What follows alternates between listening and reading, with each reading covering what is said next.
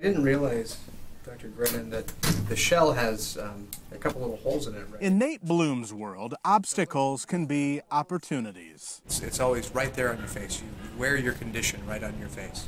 Look down. Since he was an infant, his right eye hasn't worked. Glaucoma.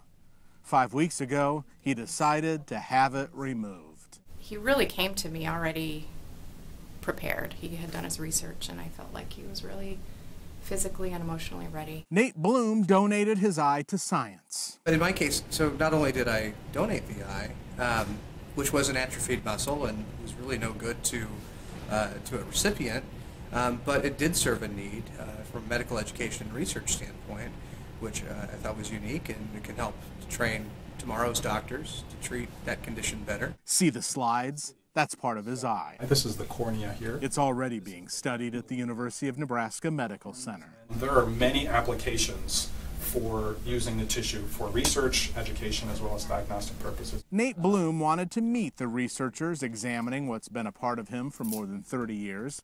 He hopes his story will prompt others to be organ and tissue donors.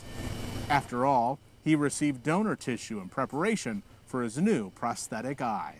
I just want to see what you look like before. Meanwhile, back at Midwest Eye Care, I bet you had to repeat yourself a lot when you talked to people because they were looking at that eye. Bruce Cook, who lives in St. Louis, got into the business of making artificial eyes because he needed one. Lost my left eye when I was a kid. A wax mold is used to figure out the shape.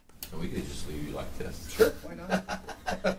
Put that stem on your eye. From craftsman to artist, Bruce Cook glues red silk for the blood vessels and paints different hues to match those of the good eye. Okay, now that's starting to look like an eye. As he waits for the big reveal, Nate Bloom shares some of the gallows humor he's worked up in a lifetime. People ask me why I had it out. I tell them it's an extreme weight loss program.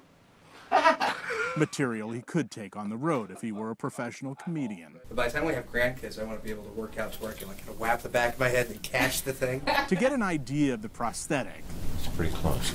Stick that 17 way up under the upper lid. it will go in and out like a big contact lens. For Nate Bloom, It is the first time I've ever looked at a mirror. Oh my gosh. And seen two normal looking eyes staring back at me.